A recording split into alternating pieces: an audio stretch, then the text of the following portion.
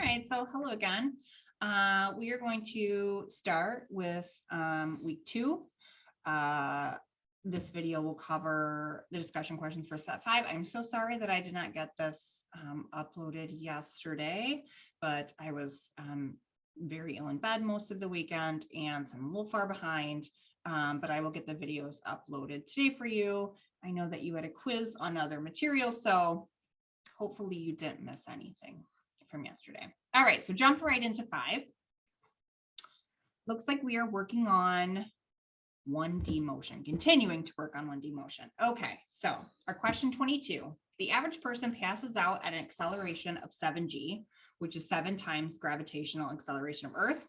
Suppose a car is designed to accelerate at this rate. How much time would be required for the car to accelerate from rest to 60 miles per hour? The car would need rocket boosters. Okay, so as always, when we solve an equation, we want to figure out what we know, we want to figure out what we don't know, and then we want to look at all of the equations that we could possibly use and figure out the simplest one as possible because I'm inherently lazy. So let's write down what we're looking for. We are looking for how much time would be required for the car to get to this acceleration. So 22, writing, yes. We're looking for t. We know that the acceleration is 7g. We know that g is 9.80 meters per second squared. Depending on the direction, it might be negative. We know that we're starting from rest. So V naught is what I have always used. I see that your book is using VI, which is V velocity initial. I will try to use that. I have used V naught for 30 years. So if I revert to that, remember that V0 is VI. We know that's 0. VF, we know is 60 miles per hour. Okay, so we are looking for time. Let's look at our kinematic equations. Here I've written them and I will upload this online for you. Here is kinematic equations that we've learned so far. Notice that I've used VI, pretend like it's V, or V naught, pretend like it's VI. So I have written them out as here are the things that we might need. Here are the things that were not given to us in the problem or we can't easily figure out in the problem. And here are the equations that we might use. These are in 1 dimension, but of course, if we go to 2 dimension, which we will next set, they will be the same. We will just have VFX and VFY. All right, so looking at all of these equations, knowing what we are looking for, which is t, what we're not given is the distance traveled. The top one is the one that we're going to want to use. So we're going to want to use VF equals VI, did it, good me, plus AT. All right, so rearranging.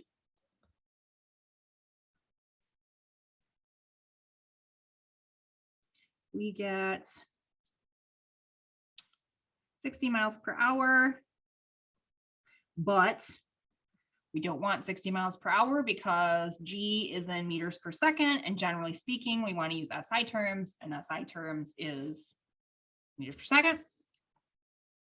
So I looked this up online. Oops.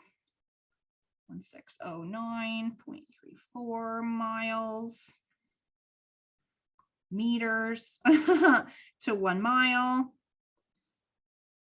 We want to do 1 hour to seconds. which is 60 minutes times 60 seconds, and we get 3,600 seconds. And we can see, we get meters per second here, meters per second. Minus our initial, which is 0, divided by our acceleration, which is 7 times 9.80 meters per second squared. Equals our time. Now, if we do that math, we get 0.39 seconds. Your car would need rocket boosters to go 60 miles an hour in 0.3 seconds.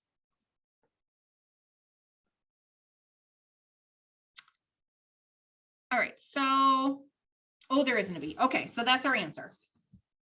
Moving on to 31. 31 says, a Cessna aircraft has a liftoff speed of 120 kilometers per hour. What is the minimum constant acceleration? What minimum constant acceleration does the aircraft require if it is to be airborne after a takeoff run of 240 meters? Okay, so again, we're going to look at what we're given and what we need. So minimum constant acceleration. That's what we're looking for. We are given VF, which is 120 kilometers per hour. We are given delta X, which is 240 meters. Okay, so again, let's go to our kinematic equations. And let's look at what we need, what we're not given, what we're given. And it looks like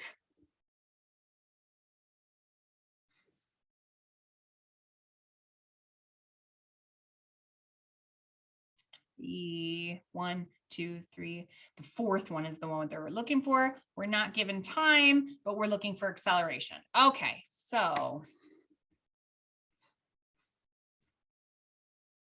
let's plug in what we've got and figure out what we need. BF squared equals VI squared.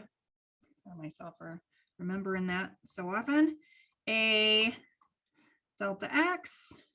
We're solving for A. Let's rearrange. Oh, sorry. X equals A. All right, so we're given VF is 120 kilometers per hour. Let's change that to meters per second. Even if we can answer the problem.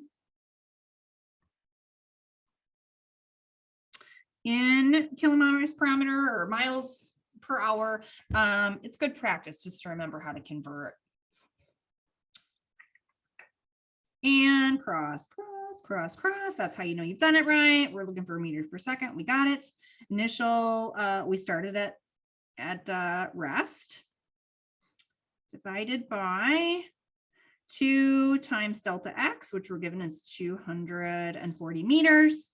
And that's our acceleration. And if we do the math, which I already did, and you can see posted online, we get acceleration equals 2.32 meters per second squared. All right, so that's A. Did I put A? I didn't, sorry. This is A. B.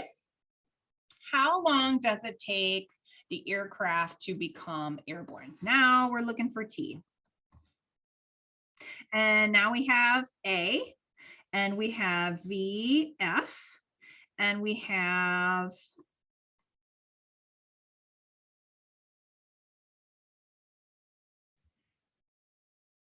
VI, and we have delta X. Now, what equation are we going to use to find T? If we look at our kinematic equations again, this is going to be our simplest. Ranging.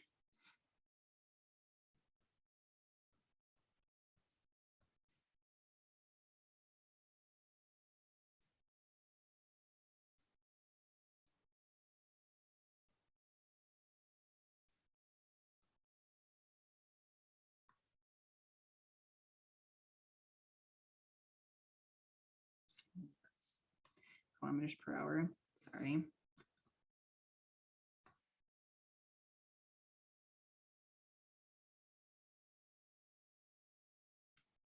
Again, you can just figure this out and just have it kind of that number sitting and waiting for you, but it is good practice. Okay, so if we do the math, we get 14.4 seconds. Plug it into our handy dandy calculator and figure out significant digits. We get 14.4 seconds. All right, so third question is 39.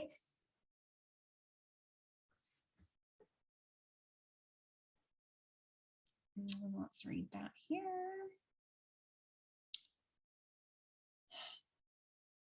39, car starts from rest and travels for 5 seconds with a uniform acceleration of 0.5 meters per second squared. The driver then applies the brakes, causing a uniform acceleration of negative 2.0 meters per second squared. If the brakes are applied at 3.0 seconds, how fast is the car going at the end of the braking period? Okay, so let's start with A. Then we're going to write what we know. We're going to write what we don't know. And we're going to figure out the equation.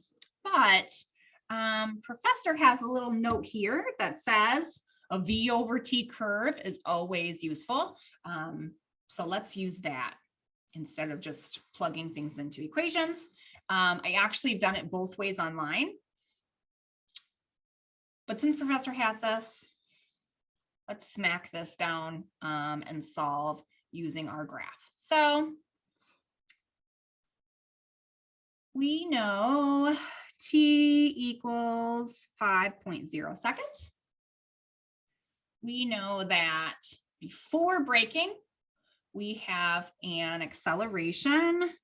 Let's call that A1 equals 1.5 meters per second squared.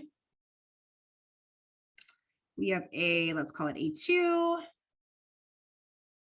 negative 2.0 meters per second squared.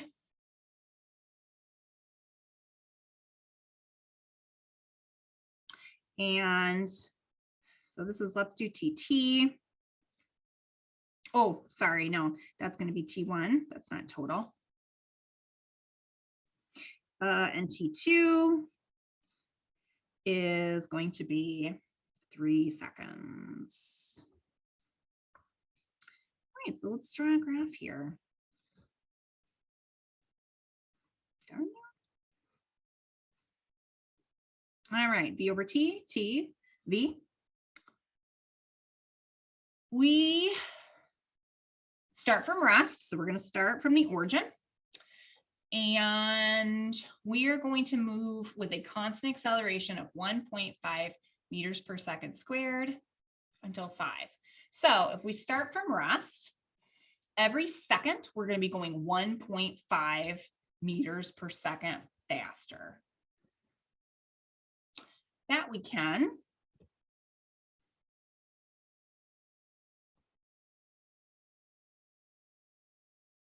figure out with just some quick math. And we get 7.5. So at the end of 5 seconds, we're going to be going 7.5 meters per second. So let's just 5, we're going to be here. So our velocity looks like this because it's constant acceleration. It's going to be a linear relationship. It's going to be a straight line. If it was not constant, it would look like this. Well, no, it would look like this. Would never go backwards. We can't go back in time. Then we slow down, travel for 3 seconds.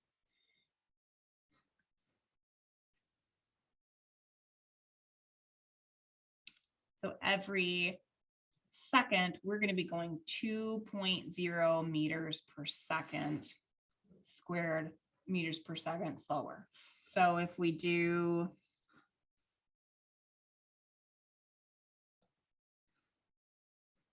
that's going to be negative. So we can go right here, let's say is 1.5.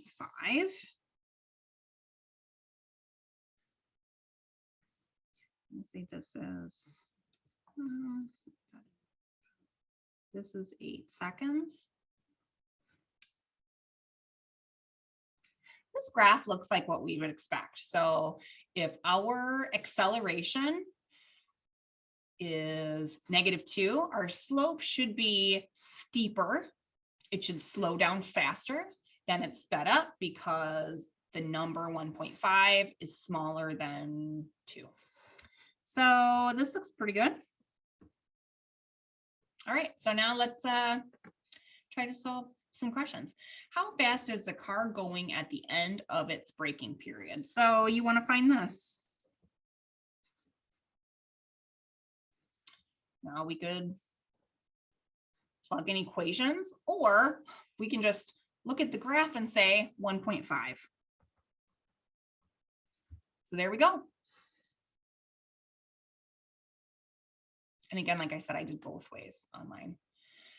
How far has the car gone? So now we want to find delta x because we're moving in one direction. There are a few ways that we can do this. The simplest way is simply that delta x is the area under the graph. And since we just have like triangles, that's going to be pretty simple for us to find. So let's split this up into areas that we can find the area of, because maybe you can find the area under that off the top of your head, but I can't without splitting it up into groups. So let's call this 1. Let's call this 2. And let's call this 3.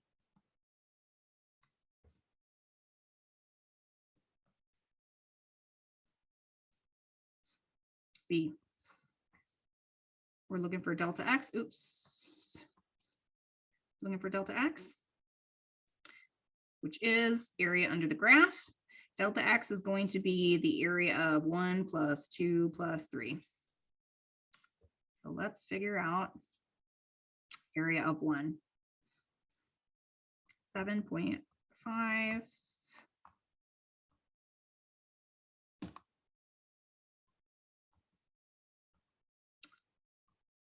0.5 times 5 seconds.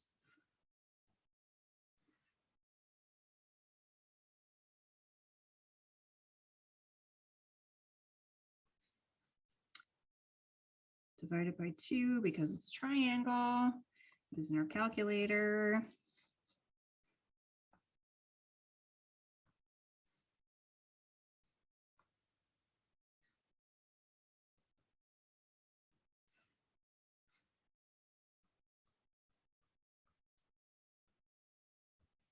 Using our calculator.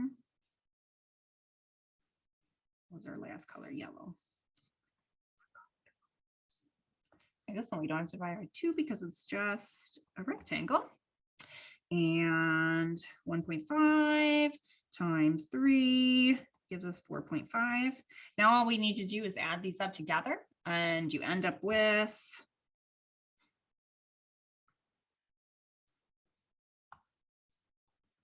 32.25. But via the problem, we're given 2 significant digits, which would be 32 meters. So there is your answer. Well, that is the easiest way to solve this problem. All right, so now we're looking at free fall. So let's go on to 50. It says a small mailbag is released from a helicopter that is descending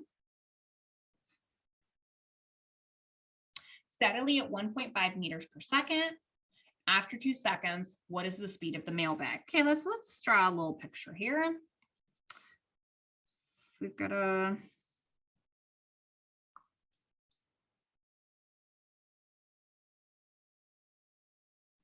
helicopter, and we're dropping a mailbag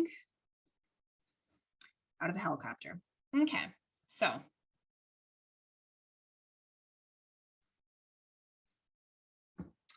let's see what we've got. Let's see what they're asking for, and then look at our kinematic equations. So we've got time.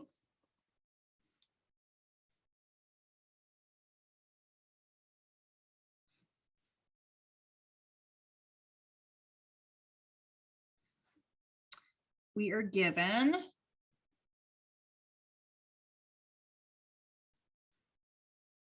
the initial. So if the bag is dropped from something that is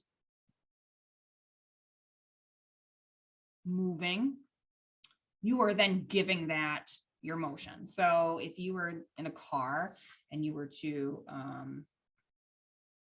throw something out the window, you are giving that your motion. Now, going in a car, you're going to hit air resistance.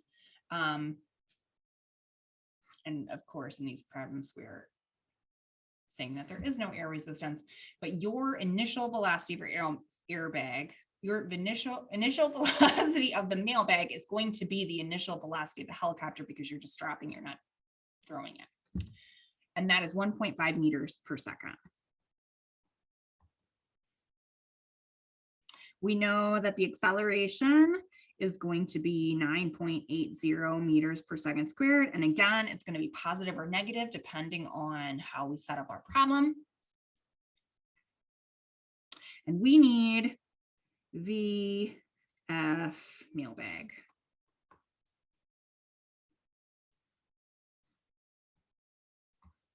All right, so again, let's look at our kinematic equations.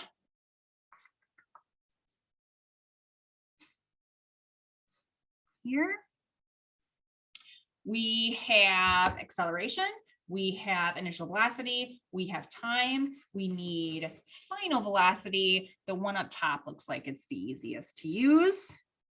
Let's use the easiest to use. So we're going to just plug in our numbers here. VFM equals VFI, no, VIM plus AT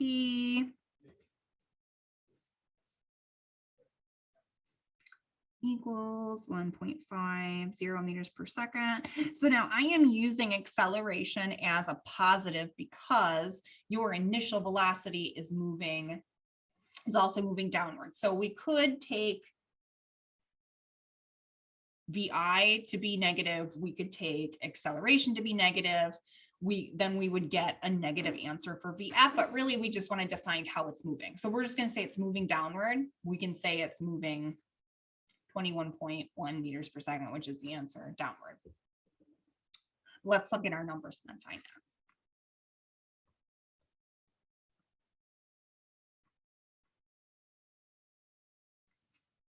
And again, I already said it. Plugging it in, we find it's 21.1 meters per second. Okay. How far is it below the helicopter? So now let's draw a picture of exactly what we are looking to solve here. So we've got, here's where we started, right here. But the helicopter is descending, it's moving downwards at a constant velocity, and the mailbag is not only moving at a constant velocity, it's also under the acceleration due to gravity. So it is moving downward, accelerating. The helicopter is just moving downward steadily, so its acceleration is 0. So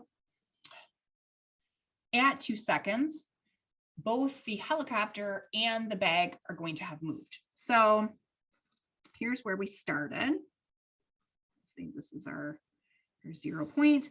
We're going to see that the helicopter is, I don't know, let's say here.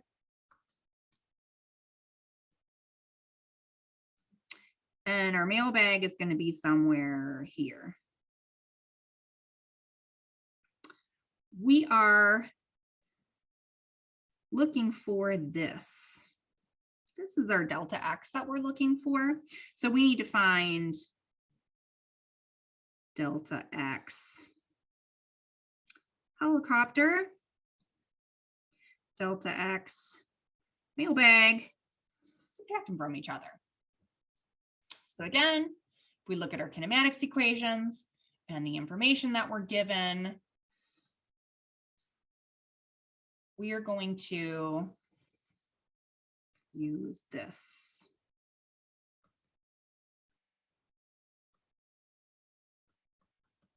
This is our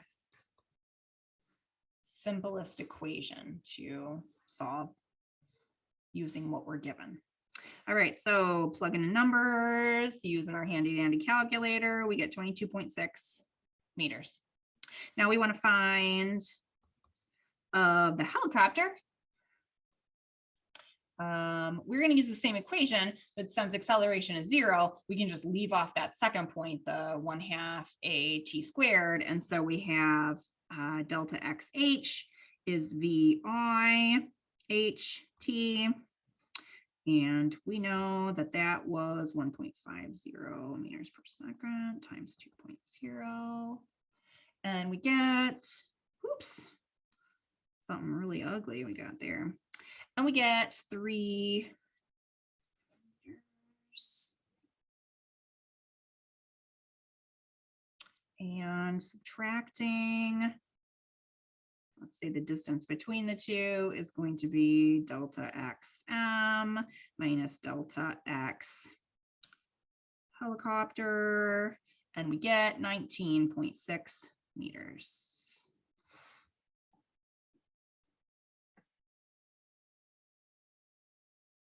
So now C is asking for us to change our answer. What if the helicopter is rising instead of descending at 1.5 meters per second? Now we're going to use the exact same equations. We're going to do the exact thing that we did already. We're just going to make, we're either going to say that pointing down towards the center of the earth is down is negative and up is positive, or we can literally just plug into our equations negative 1.5 meters per second, where we have the velocity of the helicopter. I'm not going to do that because literally you're just plugging in numbers here. But that's really the only thing that's changing is your direction. Same equations. Clearly, though, not the same answers. All right, 51. Tennis player tosses a tennis ball straight up and then catches it after 2 seconds, the same point of release. So let's just draw a little stick figure. They got to have bigger arms. She's going to throw it straight up and it's going to come straight down, you know, because gravity.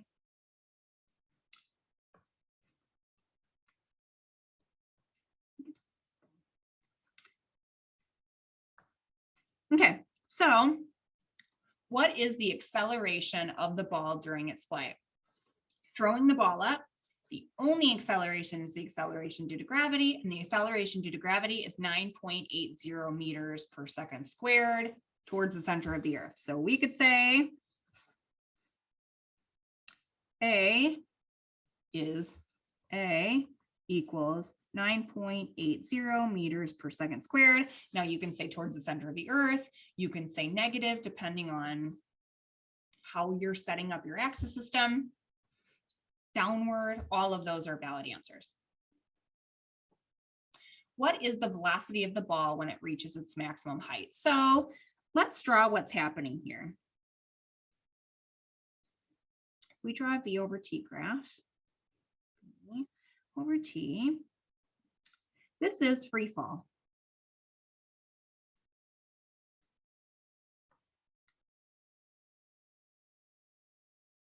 So here is our velocity over time. This is 0. So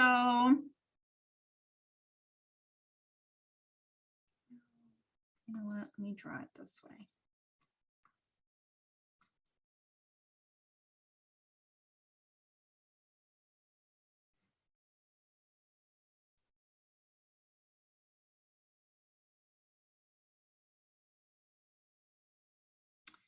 Instead of having them backwards. So our time is going to be 1 second here because these sides are equal, these sides are equal. And at its highest point is going to be half of the total time. Our total time was 2 seconds, so our time here is 1 second. This and this are going to be our highest velocities because you are giving it an initial speed when you throw it up. It's going to decelerate until its highest point, then it's going to change direction and come down, and it's going to accelerate. So this, if we call this the origin, at 1 second, velocity is going to be 0 because it has to be. It's going to hover here for nanoseconds and fall again. At this point, it's 0 because it's changing direction. So B is 0 meters per second. C is asking, what is the initial velocity of the ball? Okay, so now we're gonna look back at our kinematics equations to figure out what is the best equation to use. This is the best equation to use. Oops.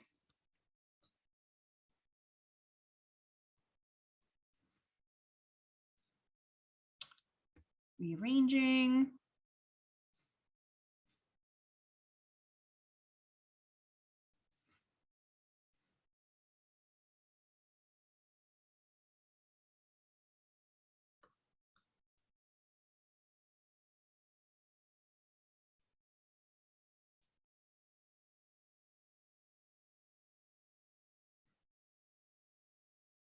I'm writing this wrong.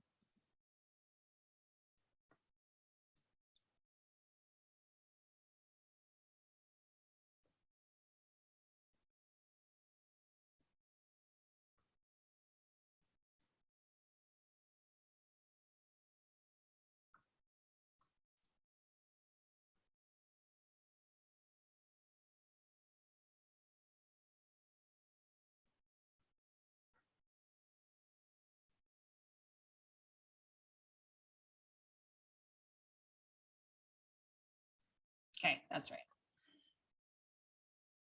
All right, so now we just plug in numbers.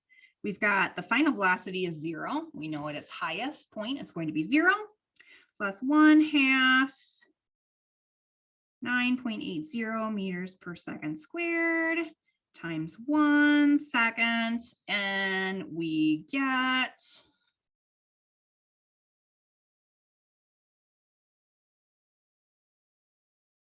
its initial velocity is 9.80 meters per second.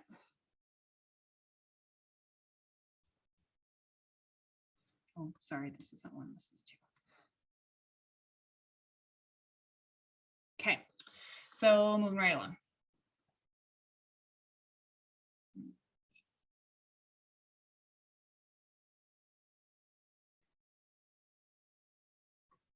at the book here and I'm trying to scroll up and down and it's not wanting to scroll.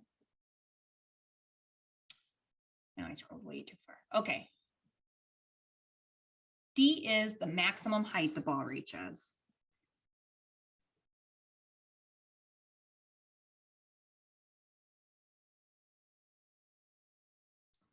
So we are going to want to find delta x. Easiest equation to use is going to be this.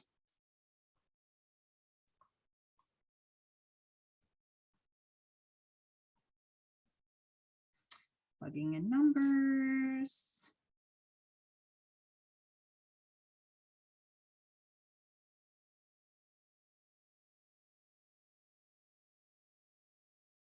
Oh, I used the wrong. This equation is simpler because this is 0.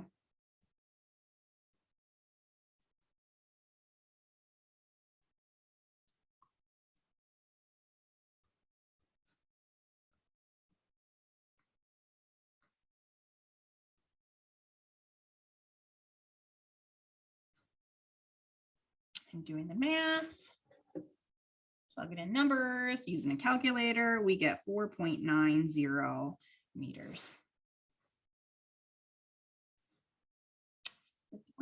All right, moving on to 53. This is our last problem.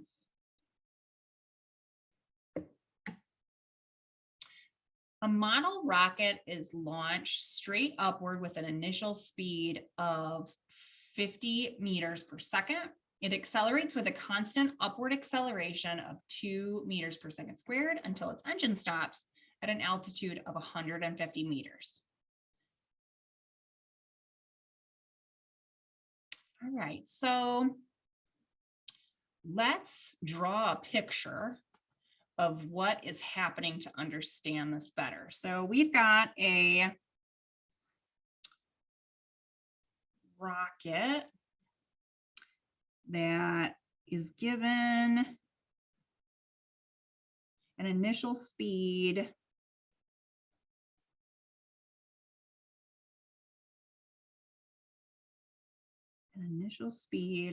of 50 meters per second.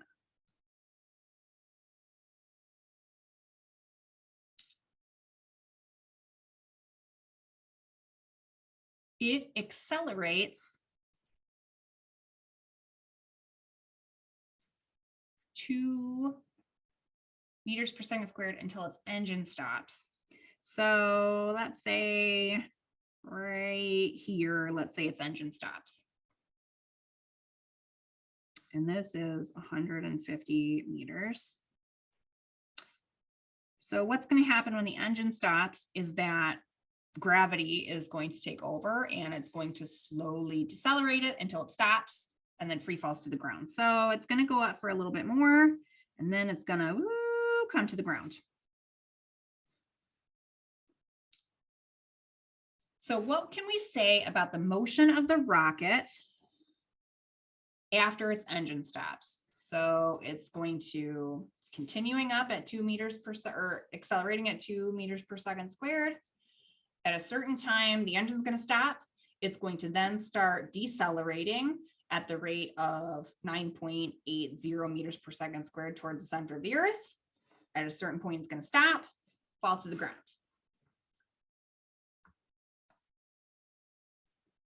B, what is the maximum height reached by the rocket? So we're looking for this.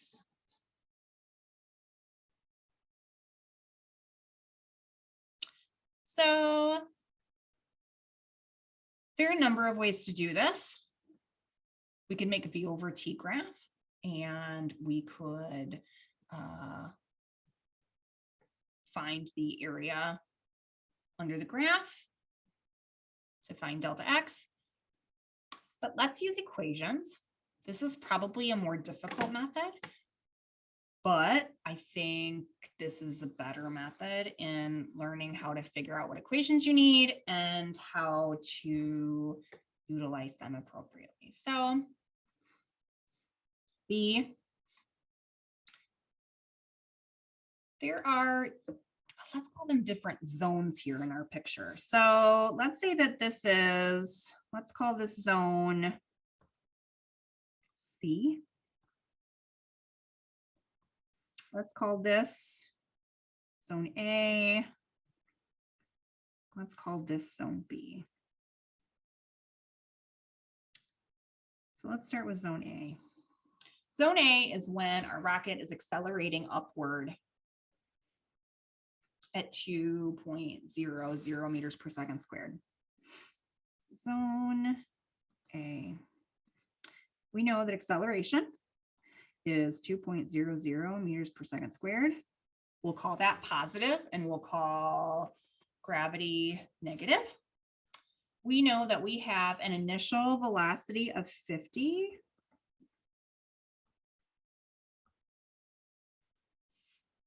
And we know that delta x equals 150 meters. So looking at the appropriate equations that we have and what we need,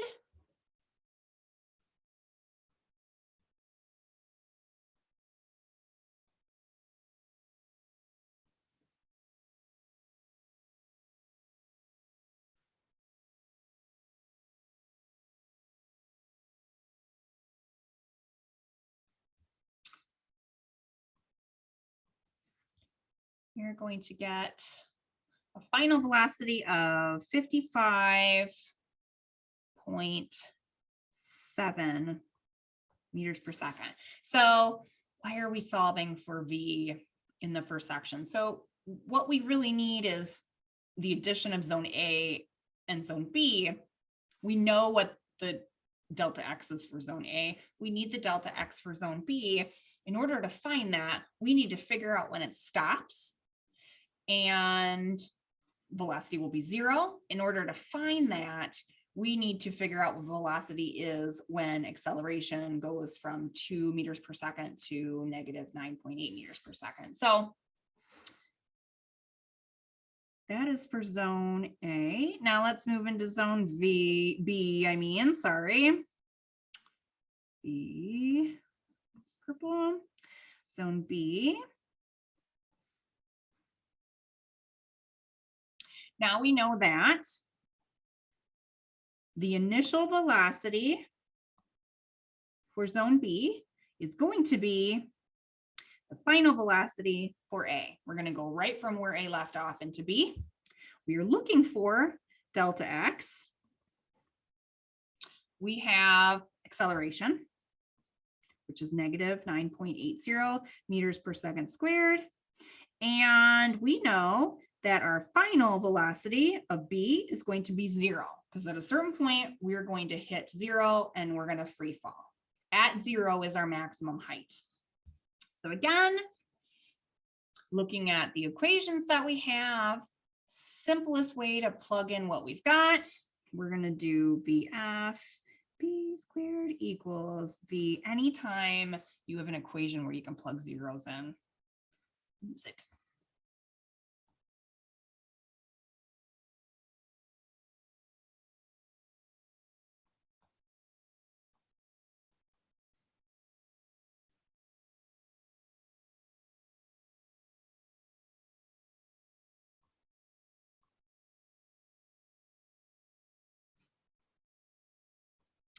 All right, so we know that that's 0.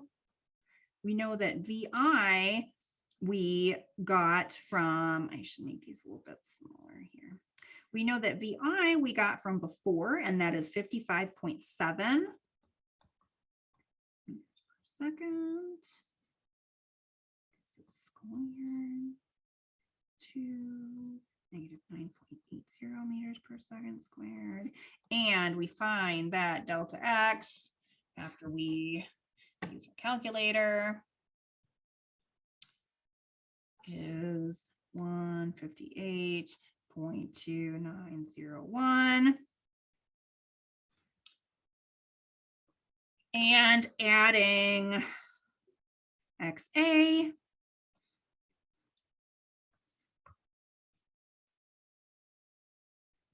and XB,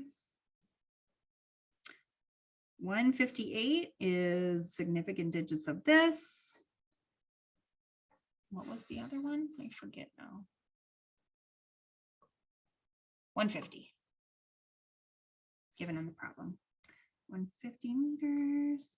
We get 308 meters. This is our answer. Maximum height is 308 meters.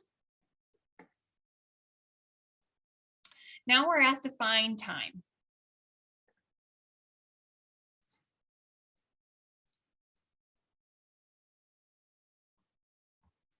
So again, there are a number of ways to solve for this.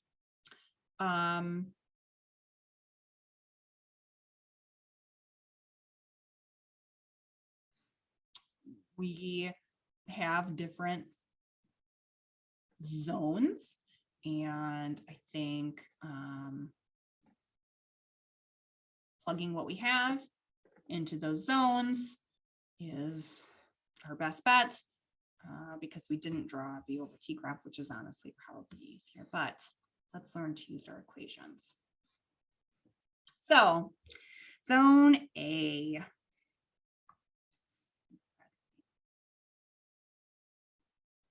Zone A. We have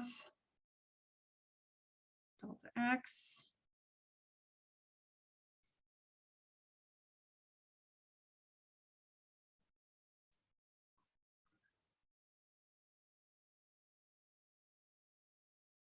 divided by 2 times time.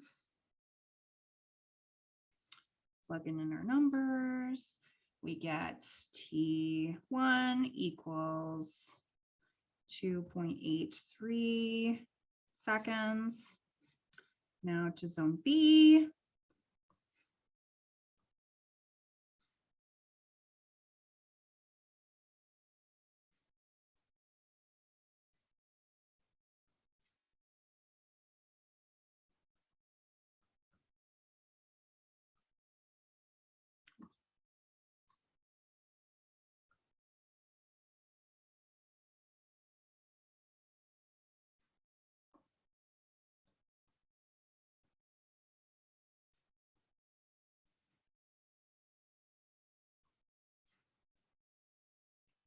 Rearranging, plugging in what we know, we get 5.68. Now, if we add these two together, if we add that with that, we get time equals 8.51 seconds. D, how long is the rocket in the air? Okay, so now we have time in A, we have time in B, now we need time in C. And time in C is when we're in free fall.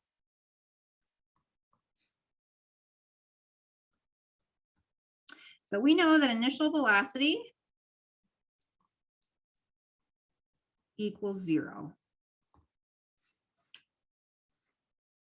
We know that acceleration equals negative 9.8 meters per second squared. We need T.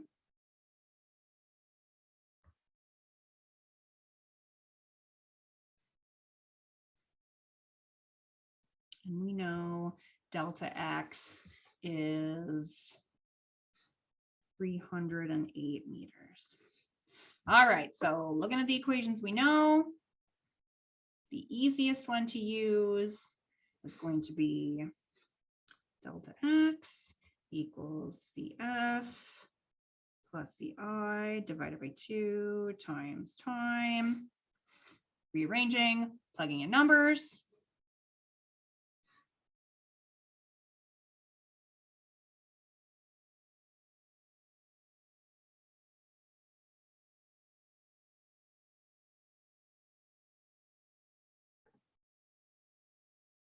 We get